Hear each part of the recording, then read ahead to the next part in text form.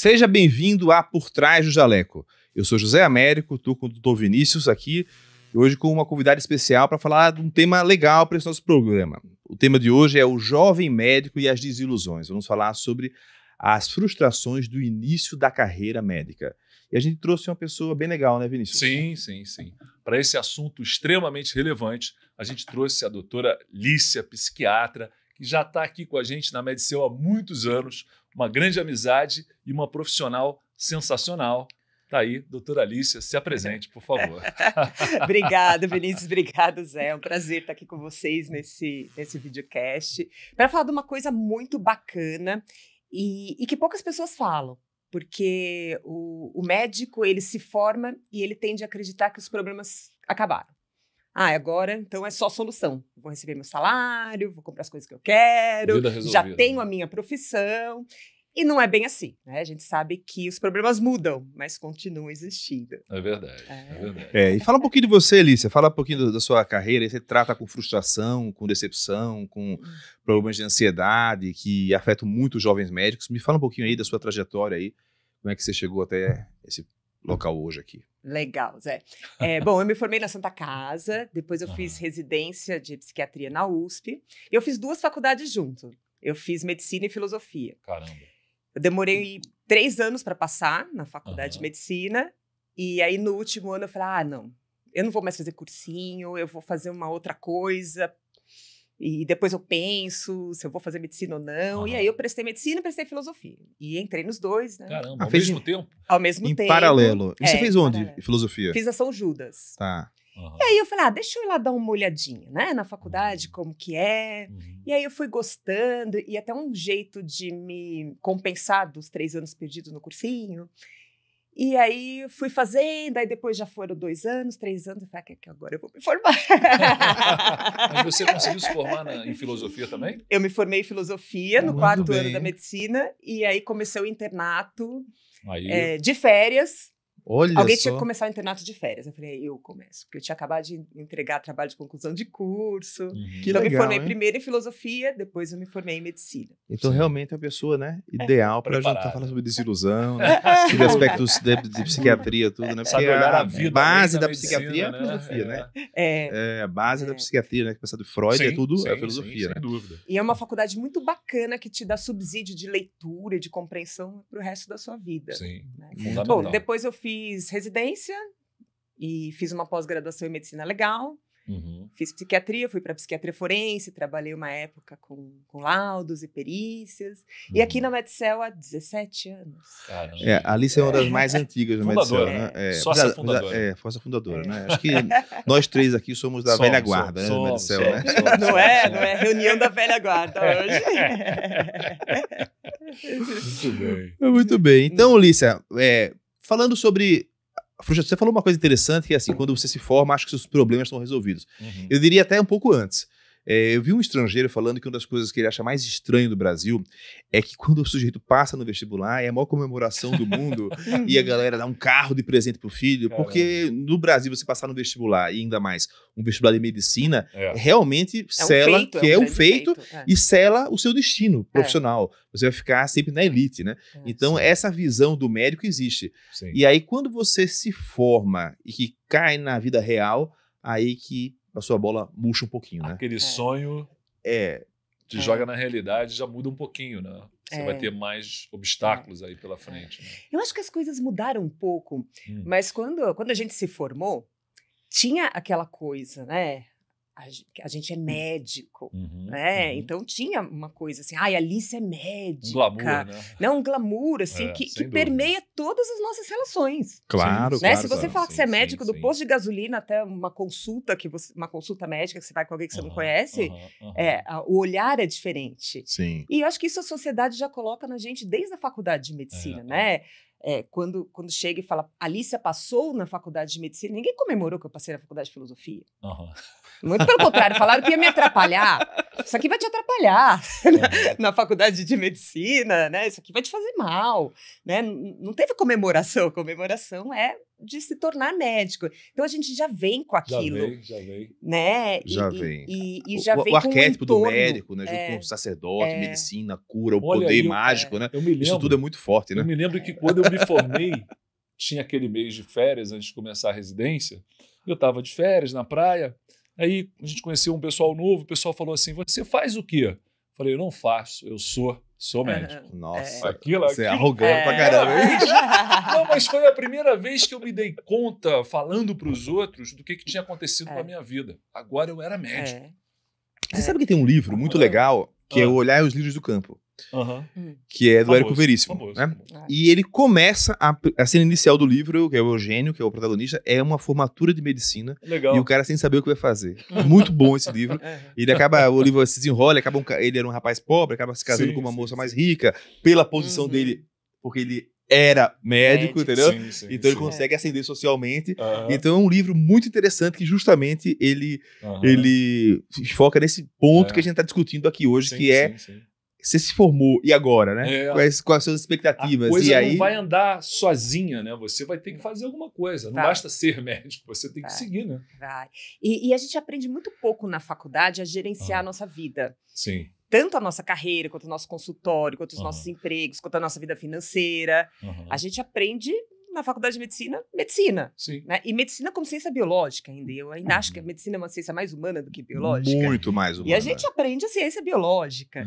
Então, são vários tropeços que eu acho que o médico recém-formado ele tem uma grande maturidade, porque ele viu gente nascer, gente morrer, ele lidou com muita angústia, é uma carga pesada, então a pessoa sai, né, com uma maturidade nesse sentido, mas muitas vezes uma maturidade muito frágil em outras coisas, né, em traquejo de vida.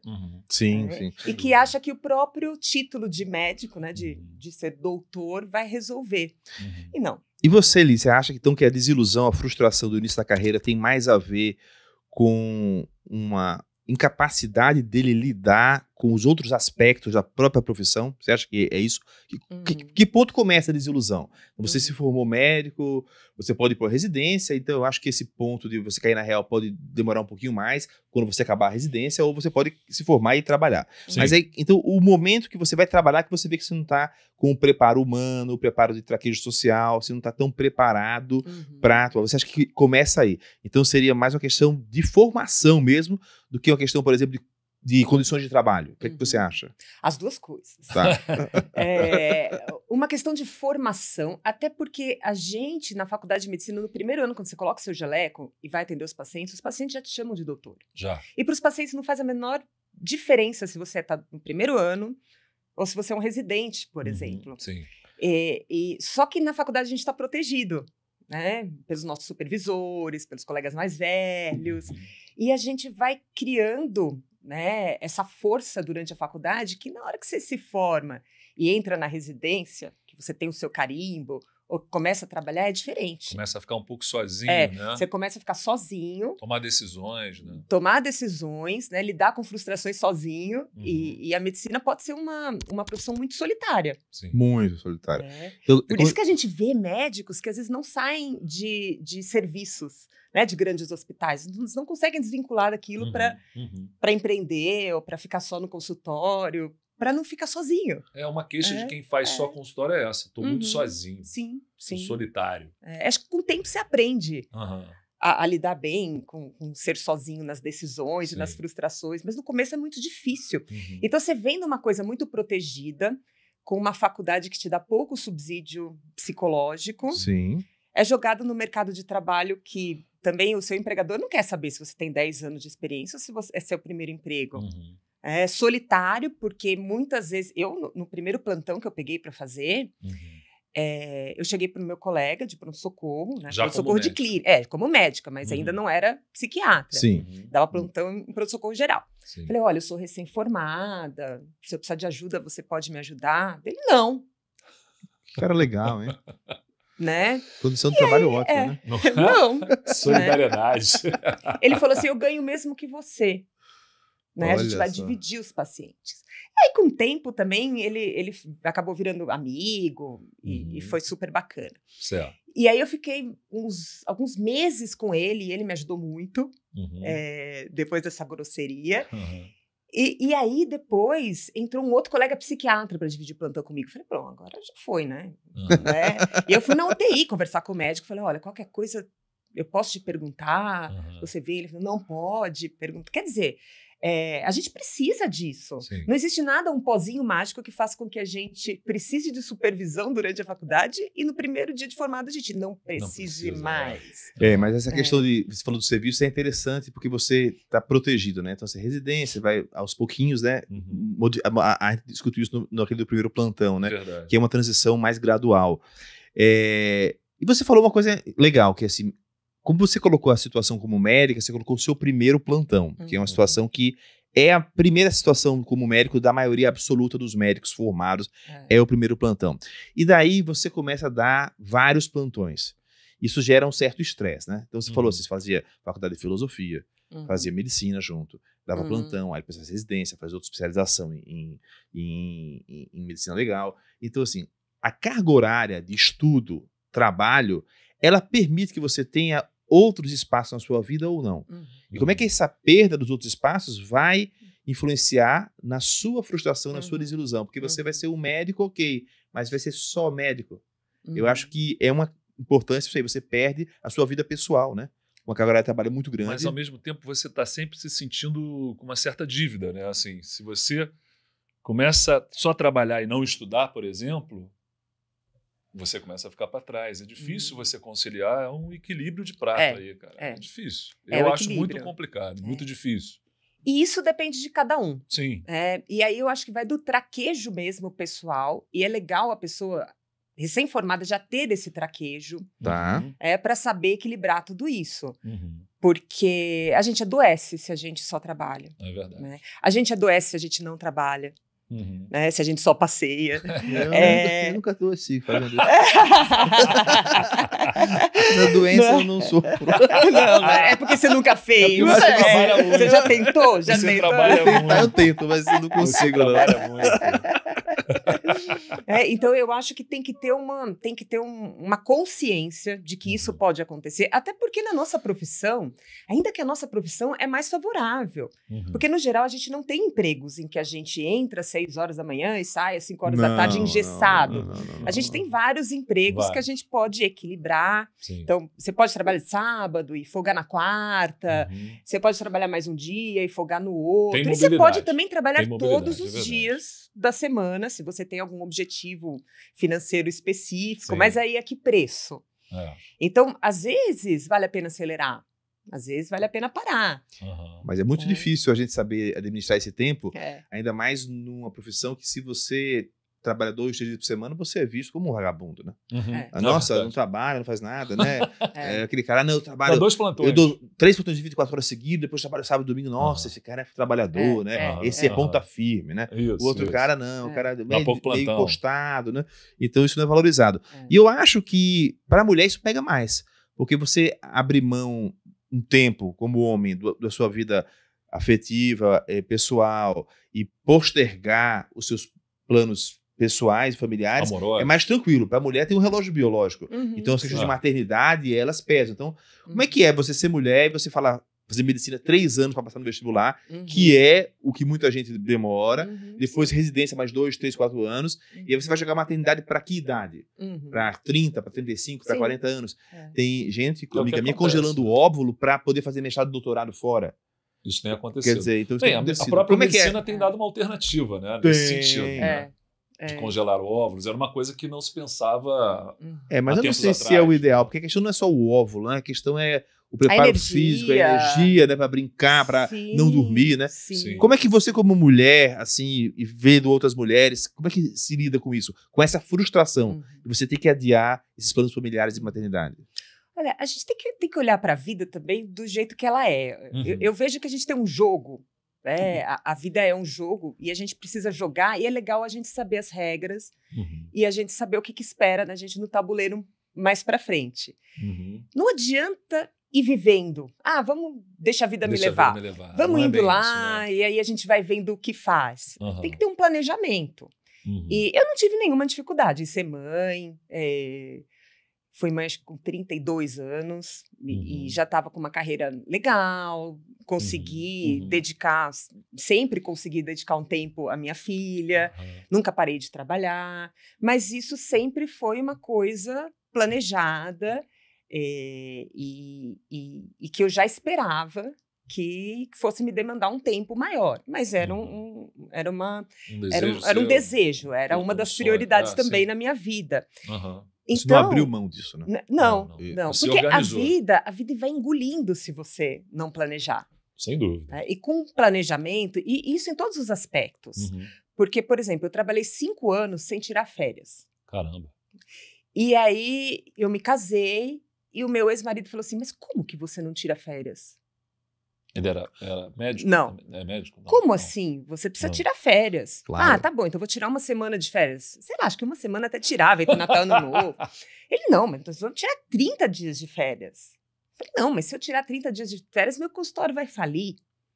Eu falei, não vai falir seu consultório? Adivinha o que aconteceu? Não faliu. Né? Nem eu, nem o consultório, as contas foram pagas. Então, muitas vezes, é uma expectativa que você tem de que você é insubstituível e que você não pode sair. E agora piorou. Porque antes da pandemia, por exemplo, eu buscava minha filha na escola às 5h15 e eu não trabalhava mais. Agora, com a telemedicina, agora com prontuário eletrônico, com receita digital. Com WhatsApp. Com WhatsApp mais ativo. A gente não para mais de trabalhar. Então, a gente cria essa ilusão. Poxa, se eu sair... Né? Acaba o serviço, acaba o consultório, acaba o Você acha que isso é insegurança? O medo de ser substituído por outra pessoa? Não sei. Ou ser trocado? Sabe, eu acho que é uma expectativa nossa. Eu não pensei muito. Será que o meu paciente, se eu sair 30 dias de férias, o meu paciente vai procurar outro médico? Não passava isso pela minha cabeça. Conscientemente, pelo menos não, né? Conscientemente não. Passava pela minha cabeça assim, como se eu trabalho todos os dias, se eu atendo quase todos os dias, eu vou ficar 30 dias sem atender. E é uma coisa que se você para pensar friamente, você vê que dá para fazer. Dá para fazer. Né? Dá para fazer. Ninguém vai te substituir, o paciente não vai te trocar. Você pode programar isso.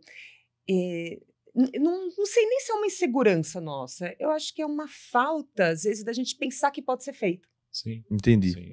Sim. E no hospital, você estava falando muito da questão do consultório, né? Mas uma coisa que eu vejo no hospital, como eu trabalho já há 30 anos, e aí você faz um trabalho, eu vejo pessoas que se aposentaram, que fizeram um trabalho espetacular dentro do hospital, e a pessoa se aposenta, passa 1, 2 anos, os residentes novos não conhecem aquela pessoa, a pessoa vai lá visitar o serviço, ninguém fala com ela, só os mais antigos. Quer dizer, eu acho que a gente precisa realmente ficar desprovido da vaidade, né? Porque quando você sair de um grande hospital, por mais que você tenha feito, você não vai ser lembrado, nem nada disso. Não. Você tem que se satisfazer com aquilo que você está dando para o paciente naquele momento e tudo mais. Você não vai ser lembrado, o grande médico e tal. Com raras exceções, né? E hoje em dia a questão de ser lembrado, ser conhecido, ser famoso, né, é um ponto principal do jovem médico. Do jovem, sim. E eu vejo assim que muita gente tenta isso nas redes sociais. Então, o pessoal se expõe muito nas redes sociais. Muito. Você tem vários médicos que se expõem na rede social, assim, com coisas médicas, com coisas não médicas, misturando uma coisa com a outra. Como é que você vê isso? Essa necessidade da fama do jovem médico, ele quer ser reconhecido. Para ele ser reconhecido como um médico famoso, ele vai ter que seguir um caminho árduo, uma formação sólida, um consultório sólido, um reconhecimento meio acadêmico. Isso demora muito tempo de trabalho, mas tem aquele atalho da rede social. Então a pessoa pode se vender, né? Ou procurar esse atalho. Como é que você vê essa questão? Será que pode ter prejuízo para o médico que se expõe muito? Como é que você vê essa questão aí? Depende. Acho que isso, quando a gente se formou, era uma realidade que não existia. Então, para a gente ser bem sucedido, tinha aquela carreira acadêmica, mestrado, doutorado, dar aulas, ir montando consultório aos poucos.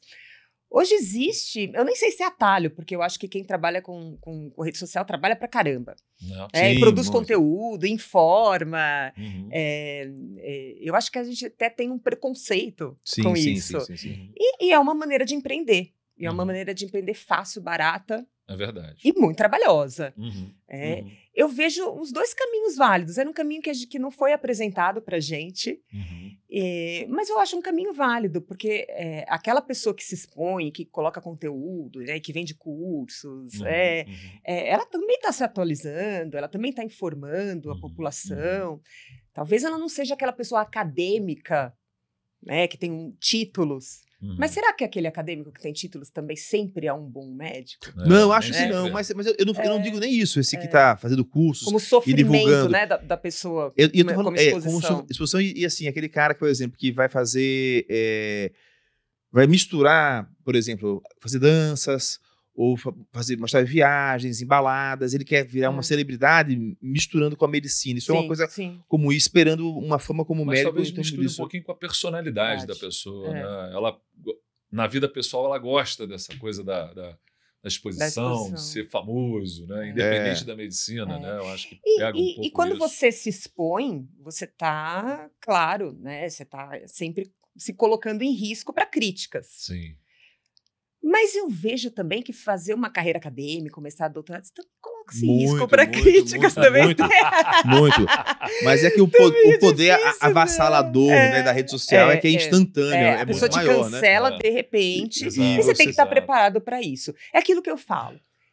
Para cada passo que você vai dar, você tem que se preparar para o que pode acontecer. Uhum. Né? Uhum. Mesmo assim, a gente é super pego de surpresa. Muito. Mas se a gente se prepara um pouco, né, e já começa a antever, por exemplo, poxa, eu estou me expondo muito, legal, esse é o meu modelo de negócio. Uhum. Deixa eu me proteger, deixa eu pensar melhor, deixa eu filtrar o que eu vou postar. Uhum. Ou, eu estou seguindo uma carreira acadêmica, esse é o meu modelo. Uhum. Então, deixa eu ver como é que eu vou fazer com o ego das pessoas. Uhum. O problema das pessoas é que elas pensam pouco e vão, e vão vivendo. Sim. E vão eu acho, A gente eu volta acho na que questão sim. do planejamento, né, que é importante. Eu vejo muito médico jovem fazendo isso, se expondo muito sem planejamento. É. Não é que é um modelo de negócio, ele quer aparecer a qualquer custo, entendeu? Uhum. E às vezes é um caminho que você faz e que não é bom para outros caminhos que você pode seguir. Exato. E na vida você tem que escolher os caminhos. Então você vai fazendo algo que está mais fácil ali e no final, às vezes, você não consegue voltar. Um exemplo disso é na vida financeira. Uhum. Por exemplo, Sim. o médico se forma, eu vou financiar um carro, vou financiar um apartamento super caro. Uhum. Pensando que ele vai pagar as parcelas e que ele vai dar tantos plantões. Né? Uhum. E a pessoa muitas vezes não pensa que será que com 40 anos de idade ela vai conseguir dar aquele volume de plantão? Uhum. Não, de Não jeito vai nenhum. fazer a residência para começar a trabalhar e ganhar mais. Tá, mas aí vai ficar ganhando aquilo sempre, não vai progredir o salário, Uhum. vai depender para sempre de plantão. Então não tem esse planejamento. Olha, agora eu vou ganhar menos e sempre é bom ganhar menos o mais cedo possível. Uhum. Se é para ficar na roubada, vamos ficar novo. É verdade. E vou te Não falar é? uma coisa. Eu dava plantão em uma periferia, em Sapopemba. Eu tinha um Ford Ka. Uhum. Eu tinha um Ford Ka, que era um carro que eu tinha lá. Uhum. E eu ia plantão com esse carro. E daí, as pessoas todas me criticavam porque eu tinha esse Ford Ka. Uhum. Nossa, isso não é carro para você. Nossa, você é médico, cirurgião. Como é que você tem esse carro? Então, Uhum. existe expectativa Existe. do médico ter uma roupa boa, um sapato bom, um Uhum. carro bom, Uhum. né? Então, assim, não é só... É por isso que eu acho que tem a questão da desilusão e da frustração. Que quando você se forma, você não vai conseguir ter um carro bom, um sapato bom, viajar para o exterior para postar nas redes sociais suas férias no exterior, né? Frequentar bons restaurantes, né? Uhum. E é bom que não consiga. Você não vai conseguir fazer Né? isso. Porque se você conseguir, você vai se endividar. E aí é um Isso. caminho sem volta. Mas você sabe que eu trabalhei 12 anos num lugar que assim que eu cheguei, eles falaram, qual que é a placa do seu carro? Eu falei, não, eu vou vir de ônibus. Né? Ah, é? É. Aí passou 2 anos, qual é a placa do seu carro? Não, eu venho de ônibus. Eu fiquei 12 anos lá, a cada 2, 3 vezes, perguntar qual a placa do meu carro. Acho que tinha um burburinho assim Até das que eles pessoas. te deram Será que a vale doutora transporte, né? comprou? Toma aí, Não, o vale transporte. É mentira dela. Vamos ver, vamos perguntar qual a placa do seu carro. Não, é mentira. Pergunta você lá. Mas você sabe que é engraçado? Eu aqui, pro Medicel, eu tenho um carro, eu e minha esposa, ela trabalha com a família, fica com um carro. Eu ando de ônibus, de metrô, de Uber, de táxi e me viro. Uhum. E aí, daquele Medicel, eu volto de ônibus pra minha casa, porque eu pego um ônibus aqui na Brigadeiro. Rapidinho. E aí, o pessoal do Medicel, quando me vê no ponto, os funcionários ficam tudo com o olho desse tamanho. Porque existe uma expectativa de que o médico vai andar com uma Mercedes. Né? E não é qualquer carrinho. Mas e você não pode comprar a expectativa. Porque a sociedade tem uma expectativa para todo mundo. Por exemplo, tem uma expectativa que você namore, que você depois case, que você tenha um filho, que você tenha outro, né? Porque quem tem um não tem nenhum. Que você vai à Europa. Existe esse pacote de expectativas. A pessoa está sempre te perguntando pelo próximo passo, né? Nunca aquele passo que você já deu, né? E são os passos, assim, que se espera para a maioria das pessoas. São os passos que se espera para a maioria dos médicos. Agora, isso se encaixa para você? Isso vai ser legal? Você vai bancar isso depois? A gente não pode ir vivendo, né? Todo mundo tem, eu vou ter também. Todo mundo vai viajar, eu vou também. Todo mundo mora num bairro chique, eu não posso morar ali. Porque depois quem vai pagar essa conta é você, não é todo mundo. E você tocou num ponto interessante, que é essa história da mobilidade, e juntando com a questão financeira, o cara que se forma e se ele quiser ganhar muito dinheiro comparado ao que ele tinha antes, ele consegue. Sim. Basta ele dar milhões de plantões. Só que ele não é uma máquina, né? E é aquilo, ele não se programou, passam 10 anos, 20 anos, o cara financeiramente conseguiu, de repente, até construir um patrimônio, mas ele está preso àquilo ali, né? Porque ele não se preparou para novos passos. Para ir trabalhando menos. Isso. E aí ele não consegue progredir, o que ele tem na mesa para ele são plantões, plantões e plantões e plantões. E será que ele foi feliz? Né? A gente não pode deixar assim, quando eu terminar de pagar o carro, eu vou ser feliz. A gente tem que ser feliz no processo. Com certeza. E a pessoa pode ser feliz quando ela começa a dar plantão. Mas será que daqui a 10, 15, 20 anos ela vai ser feliz no plantão? Ela vai estar tratando mal os pacientes, vai estar se tratando mal, vai estar tratando mal a família, e não consegue sair daquela enrascada que são os plantões. Sim. É uma enrascada. E aí a pessoa não vai ser nunca feliz. Então, é muito importante que a pessoa curta o trajeto. O trajeto da medicina, ele pode ser muito bonito e pode ser muito sofrido. É que o plantão é uma carta na manga que o médico tem, né? Sim. Então, assim, eu tenho aqui, o engenheiro não tem essa. O engenheiro é ponta do lápis, faz a continha, meu orçamento é isso, vai sobrar X para eu investir, para minha passadoria e tal, eu posso gastar isso aqui e economiza. O médico não, fala, mas eu quero esse repédio seu é melhor que o meu, hein? Plantãozinho a mais aqui. Eu tenho essa possibilidade, que nem todo mundo tem essa possibilidade. Porque um funcionário que trabalha de 7 às 15 não tem a possibilidade de dar um plantão à noite. É mais difícil, né? Ele tem que arrumar um outro emprego, se virar. A gente tem mobilidade. Então, muito fácil pegar um plantão, né? É muito fácil. Então, você sair dessa enrascada é difícil para o médico que tem, primeiro, vamos ver hoje mensalidade do curso de medicina. Então, o cara está pagando o quê? 8, 9, 10 mil por mês. Fora a manutenção do aluno, que vai ser 1, 2, 3, 4 mil reais por mês, a depender do padrão de vida dele. Aí ele vai ter 14 mil reais. Como é que eu vou ter? Agora, eu gastava isso para me formar e agora eu preciso ter isso aí. Você vai ver um apartamento em São Paulo, vai ser R$1 milhão, um apartamento pequeno. Aí como é que ele vai? Já vai sumir essa dívida. Mais um carro. Então é muito difícil, né? Ele acha que às vezes que não valeu a pena. Então acho que um pouco da frustração é isso. Nossa, eu investi tanto tempo, tanto esforço, tanto dinheiro e agora eu vou ganhar só isso? Não, vou dar mais plantão. Mas as pessoas têm uma ilusão de sucesso muito rápido também. Você não precisa comprar um apartamento de 1 milhão recém-formado. Não. Né? Não é bacana. Isso é planejamento financeiro. Isso é um planejamento, né? Mas eu acho que o jovem, hoje em dia, ele tem muito essa pressão de sucesso. E a família, muitas vezes, coloca essa pressão. Porque a família investe muito alto. Não é que a família coloca à toa. Coloca quem investiu muito. A pessoa investe, a família também. Mas existe uma progressão de tempo de carreira. Por exemplo, hoje em dia, na nossa carreira, a gente está melhor do que estava recém-formado. Sim. Né? Muito melhor, né? A gente está ganhando mais, trabalhando menos, né? Ou trabalhando com coisas que a gente gosta, podendo dizer não, né? Mas isso foi uma construção. A gente não e financeiramente é uma profissão ótima a medicina, né? A gente discutiu empregabilidade 100%, nível, pra você pegar assim, média salarial das melhores profissões do Brasil. Na média, diretor administrativo financeiro, 21 mil.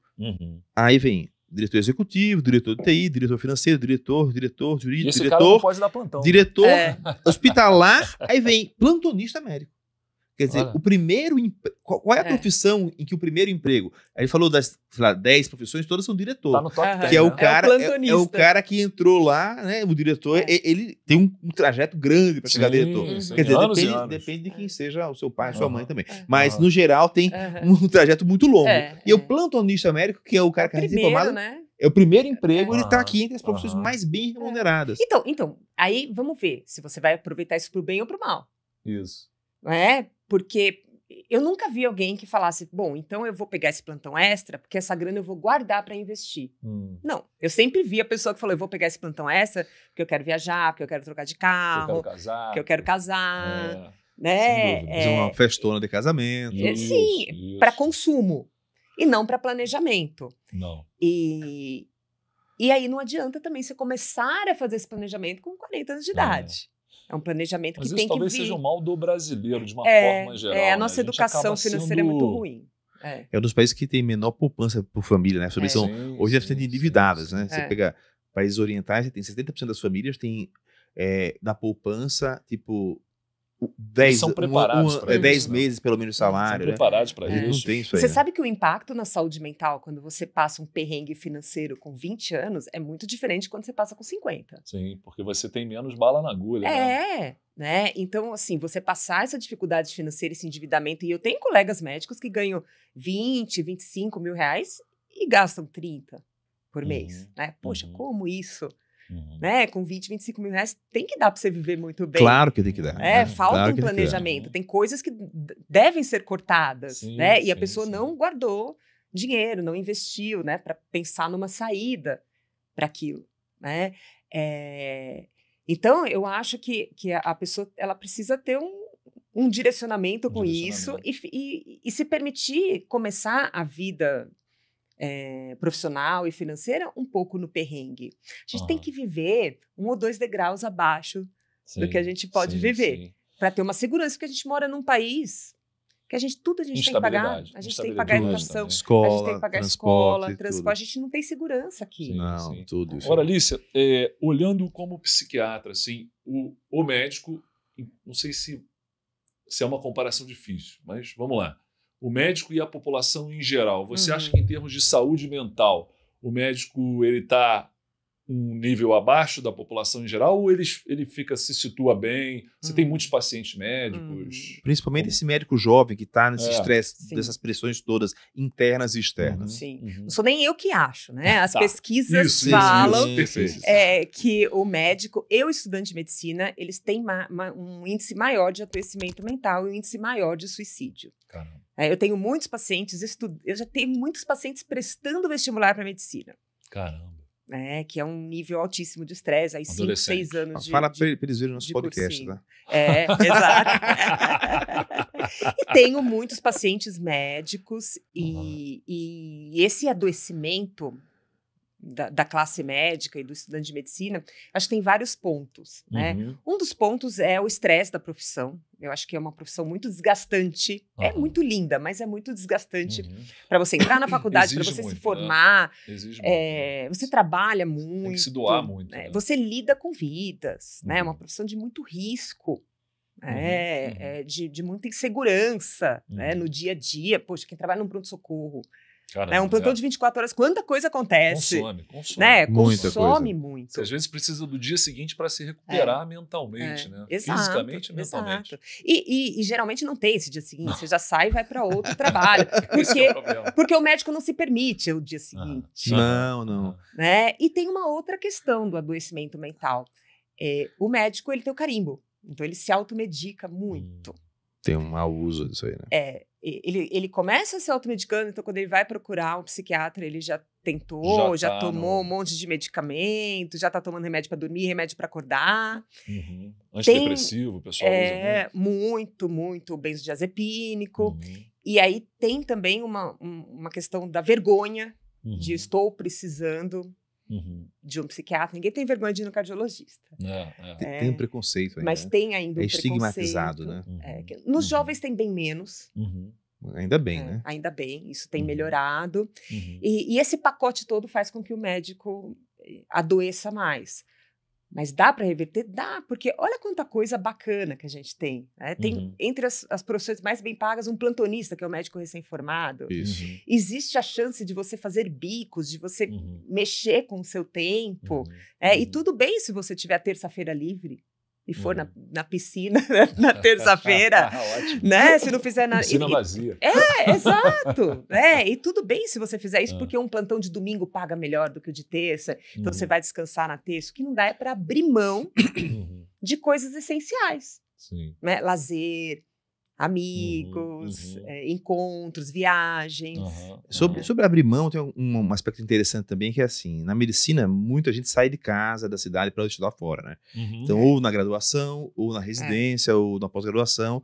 E esse afastamento da família e dos amigos também é um fator importante, né? Eu vi aqui na pesquisa que 45% tem vontade de exercer a profissão na cidade onde nasceu, onde cresceu, né? No seu local de origem, né? 18% na graduação, e 13% preferem o local da residência. E só 20% preferem outros locais. Então, acho que as pessoas acabam querendo manter esses vínculos, né? Sim. Que é uma coisa que pode acontecer de você se deixar levar pela vida e acabar sem fazer isso, né? Isso é do ser humano, né? Manter vínculos. E eu acho que a pessoa tem que ter essa consciência, eu quero voltar para minha cidade, ou eu não quero, eu quero ficar numa cidade grande, para ela ir direcionando a carreira dela. Sim. Porque senão vai chegar uma hora que ela vai começar a receber propostas, e cidades grandes têm ótimas propostas, e a cidade pequena a pessoa tem que empreender, tem que começar a construir, e vai ficar muito difícil ela fazer essa transição. Né? Por isso que eu falo, a gente tem que saber o que a gente quer. É verdade. Para a gente conseguir direcionar a carreira. É o autoconhecimento, né? É o autoconhecimento, é você saber o que você aguenta. Eu tenho colegas... eu tenho uma amiga pediatra que ela não tem consultório. Ela odeia que fiquem mandando mensagem. Ela só trabalha em pronto-socorro. É uma opção boa. É a opção dela. Isso, eu tenho colegas assim também. Ela não tem. Clínicas que são felizes, assim. Agora, eu, por exemplo, odeio dar plantão. Né? Odeio que alguém venha me solicitar 3h30 da manhã com uma coisa que poderia ser resolvida no outro dia. E se você está no plantão, é o direito também do paciente. Sim. Né, acessar o serviço. E o plantão tem a questão eu gosto do de dormir estresse, à né? noite. De que alguma coisa pode acontecer. Você pode ter um plantão. Eu dei muitos anos de plantão em UTI. Tinham plantões que eu não fazia absolutamente nada, mas assim, eram 12 horas sob tensão. Sabendo que alguma coisa podia acontecer a qualquer momento. E de noite, que eu sinto sono naturalmente, né? Eu ficava mais tenso, nunca conseguia dormir, sempre ficava deitado na cama esperando acontecer alguma coisa. Eu tirava uma soneca de 15 minutos, aí já levantava, aí tocava o monitor.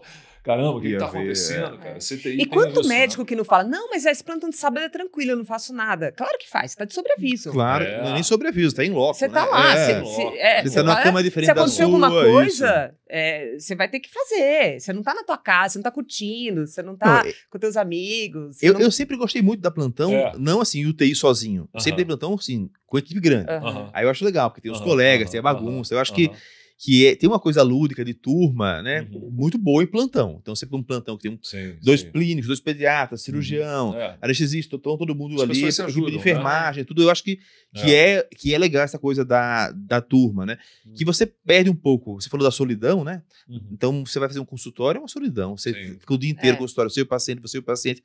Você tem que ser receptivo, muito legal, muito simpático com o paciente, e vai se desgastando, não tem aquele momento de relaxamento. Então, no consultório é estressante psicologicamente. O plantão, dependendo do grupo de plantão, né? Por isso que tem plantões que são muito bons por causa do grupo e outros que não são. Mas na terapia intensiva tem a questão das regras e tudo mais. Se você tem no CTI até 10 leitos, a princípio você pode dar plantão sozinho. Eu prefiro dar plantão com outra pessoa. Muito lógico, melhor. Mas já dei muitos anos de plantão sozinho. É um estresse muito mais alto do que quando você está com alguém, você sabe que tem um procedimento, uma intubação, faz 100 intubações, você não erra nenhuma, né? 100ª, às vezes você não está conseguindo. E aí? Claro, mas tendo outra pessoa, é como você está, sei lá, mal comparando. Você não anda de carro sem um step, né? Você precisa estar preparado, precisa estar planejado. E quando você está sozinho é pior, né?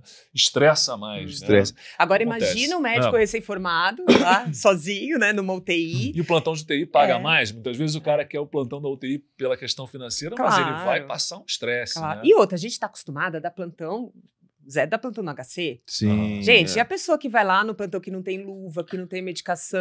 A condição de trabalho ruim, diz que é um Condição dos de fatores trabalho ruim. piores hoje em dia. O médico mais jovem ele não aceita o trabalho no SUS, muitas vezes pela condição de trabalho. Sim. Mas eu acho que pelo que a Alicia falou hoje, né, é o autoconhecimento que é tudo, né? Sim, Então, eu não sei se eu posso falar essa frase aqui com você presente, mas é aquela história, né? Quem olha pra fora sonha, quem olha pra dentro acorda, né? Isso aí. Jung, né? Muito bem. Então, eu acho que é isso, né? Você tem que se conhecer pra você não se frustrar, senão você vai cair nas desilusões. E Lícia podia, eu sei que isso é um pedido difícil, mas se você pudesse aconselhar a pessoa que está começando agora, ou você voltando lá atrás, você faria alguma coisa diferente? Ou qual seria um bom caminho? Lógico, cada um tem o seu próprio caminho, mas, assim, em linhas gerais, qual seria um bom caminho para ter uma saúde mental preservada sendo médico? O que você aconselharia? Uma mensagem de despedida aí, Lícia. A gente tá acabando o nosso programa. Olha, já? Olha, para quem está se formando agora, ter metas de curto, médio e longo prazo. É legal a gente saber onde a gente quer chegar, a gente direcionar. Não esquecer de curtir o momento, curtir a chegada naquela meta, curtir a outra, curtir a outra. Uma coisa que para mim, assim, demorou um pouco para eu entender, mas se eu tivesse entendido antes seria ótimo. Essa é uma boa dica, hein? Lá vem uma boa dica. Lá vem uma boa dica. Sabe aquele emprego que você não aguenta mais? Saia antes de não aguentar mais, né? Saia agradecendo, saia feliz ainda. Quando você começa a ver que você está começando a ficar triste, poxa, a gente tem uma profissão de alta empregabilidade. Sim. Olha para outro lugar e saia. Não trabalhe feliz, a gente não precisa disso na medicina. Por hora. Eu muitas vezes fiquei em lugares em que eu saí quando eu não aguentava mais, quando eu estava quase adoecendo. E hoje em dia, eu aprendi a ir saindo. E todas as vezes que saí, veio uma coisa muito... Legal. Que bom, que bom. Muito, muito melhor para mim. E não se esquecer de aproveitar a vida, de ser a pessoa que você é e não o profissional que você é, somente. Aproveitar a tua família, aproveitar a tua vida. A gente não sabe quanto tempo vai durar a vida, né? Quanto tempo a gente vai ter saúde. Então, vamos aproveitar, vamos curtir. E a gente consegue curtir bem a vida com o que a medicina dá pra gente financeiramente e de tempo. É só saber. Né? Então, use aí com qualidade. Então, o jovem médico vai ter que saber, né, lidar com o tempo, com o dinheiro, para poder né, não se deixar levar pelas expectativas dos outros. Isso. Né? Em uma palavra, planejamento. Né? Planejamento. Tem um ditado popular que eu aprendi no Recife, que é assim, quem gosta de Jorge é Jorge mesmo. Isso. Então não são os outros, não é o papai, não é a mamãe, não são os amigos, quem gosta é você mesmo. Então você tem que saber. Você é responsável pela sua vida, e quem gosta pela de você sua é felicidade. Você, pela sua saúde mental. Né? Muito bem. Então foi muito bom você estar aqui, viu, Lícia? Foi excelente, foi um bate-papo gostoso, né? Sim, muito bom. Poderíamos ficar mais tempo aqui conversando. Adorei, né? quero voltar. Você sempre será nossa convidada de honra, viu? Sempre. E você quer encerrar, então, Vinícius? Bem, então vamos encerrar, pessoal, terminando mais esse episódio, terminando essa temporada com chave de ouro do podcast Por Trás do Jaleco. E a gente vê vocês nas próximas temporadas. Valeu, pessoal. Tchau. Até mais.